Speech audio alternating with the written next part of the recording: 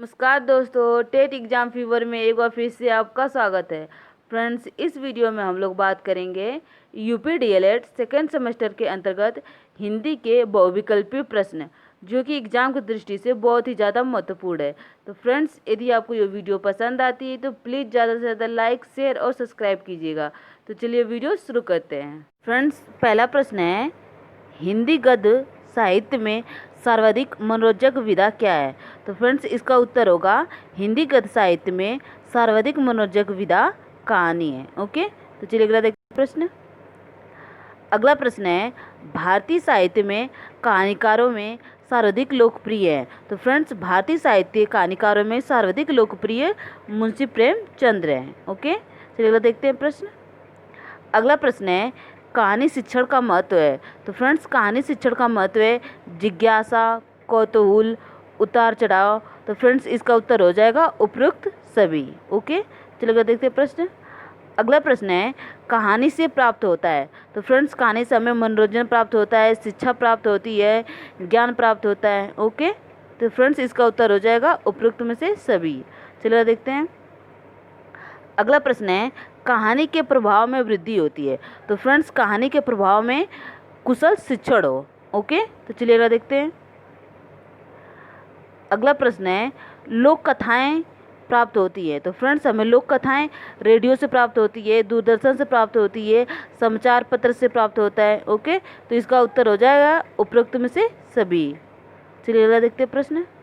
अगला प्रश्न है, बच्चा सर्वप्रथम सीखता है? तो फ्रेंड्स, बच्चा सर्वप्रथम बोलना सीखता है। ओके, चलिए देखते हैं प्रश्न।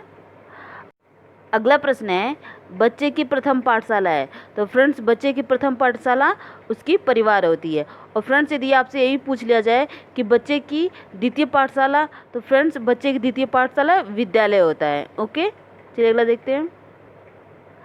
अगला प्रश्न है, मौखिक भाषा का उपयोग किया जाता है? तो फ्रेंड्स, मौखिक भाषा का उपयोग पुस्तक पाठ में किया जाता है, कहानी वचन में किया जाता है, कविता पाठ में किया जाता है। तो फ्रेंड्स, इसका उत्तर हो जाएगा उपयुक्त सभी।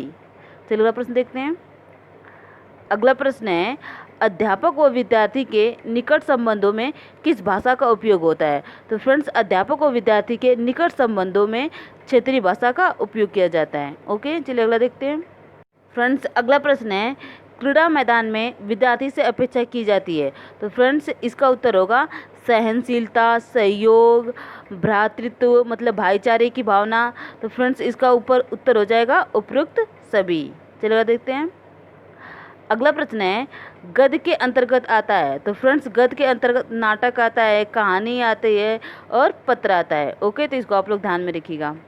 चलिए अगला प्रश्न देखते हैं।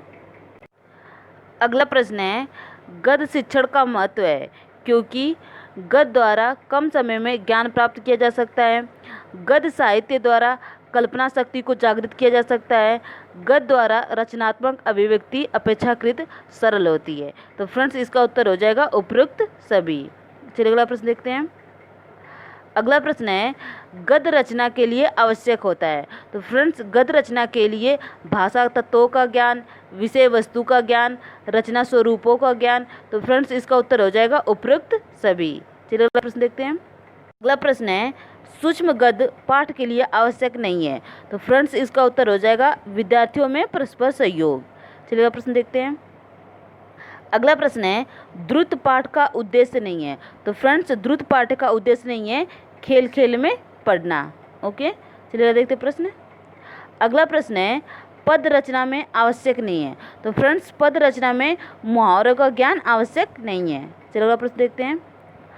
अगला प्रश्न है, पद में हो सकता है? तो फ्रेंड्स, पद में महापुरुषों की गाथा, प्राकृतिक वर्णन, करुणामयी गाथा। तो फ्रेंड्स, इसका उत्तर हो जाएगा उपयुक्त सभी। चलिए प्रश्न देखते हैं। अगला प्रश्न है, पद में सौंदर्य होता है? तो फ्रेंड्स, पद में भाव सौंदर्य होता है, शब्द सौंदर्य होता है, ध्वनि सौंदर्य होता है।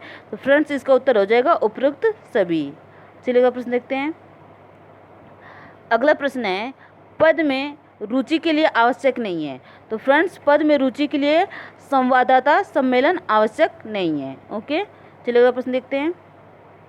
अगला प्रश्न है, मनुष्य के भाव की अभिव्यक्ति होती है। तो फ्रेंड्स, मनुष्य के भाव की अभिव्यक्ति संकेतों के द्वारा, वाणी के द्वारा, भाव भंगिमाओं के द्वारा होता है। तो फ्रेंड्स, इसका उत्तर हो जाएगा उपरोक्त सभी। चलिए अगला प्रश्न देखते हैं। अगला प्रश्न है, रचना का अर्थ है। तो फ्रेंड्स, रचना का अर्थ होता है निर्माण करना, सजाना, नव सृष्टि। तो फ्रेंड्स, इसका उत्तर हो जाएगा उपरोक्त सभी। चलिए अगला प्रश्न देखते हैं। अगला प्रश्न है, मानव अपने भावों को ध्वन्यात्मक रूप से प्रकट करता है, उसे मौखिक अभिव्यक्ति कहते हैं। यह कथन किसका है? तो फ्रेंड्स, यह कथन प्रोफेसर रमन बिहारी लाल का है। तो फ्रेंड्स, इसको आप लोग याद कर लीजिएगा, आपसे परीक्षाओं में 1-2 कथन भी पूछ लिया जाता है। चलिए देखते हैं। अगला प्रश्न है, मौखिक अभिव्यक्ति में नहीं आता है। तो फ्रेंड्स, मौखिक अभिव्यक्ति में कविता लेखन नहीं आता है। ओके, चलिए देखते हैं प्रश्न। अगला प्रश्न है, अभिव्यक्ति का उद्देश्य है। तो फ्रेंड्स, अभिव्यक्ति का उद्देश्य है भाषा और साहित्य में रुचि का विकास, बोलने की योग्यता, लिखने की योग्यता। तो फ्रेंड्स, इसका उत्तर हो जाएगा उपरोक्त सभी। चलिए अगला प्रश्न देखते हैं। अगला प्रश्न है, मौखिक अभिव्यक्ति की विशेषताएं हैं।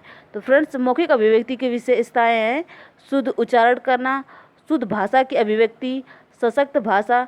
तो फ्रेंड्स, इसका उत्तर हो जाएगा उपरोक्त सभी। चलिए अगला प्रश्न देखते हैं।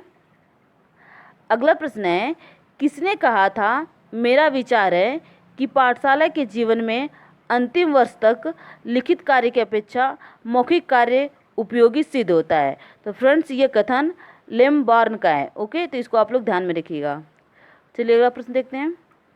अगला प्रश्न है, साहित्य में रुचि उत्पन्न की जा सकती है। तो फ्रेंड्स, साहित्य में रुचि वाद विवाद प्रतियोगिता के द्वारा, अंत्याक्षरी के द्वारा, कवि दरबार के द्वारा उत्पन्न की जा सकती है। तो फ्रेंड्स, इसका उत्तर हो जाएगा उपरोक्त सभी।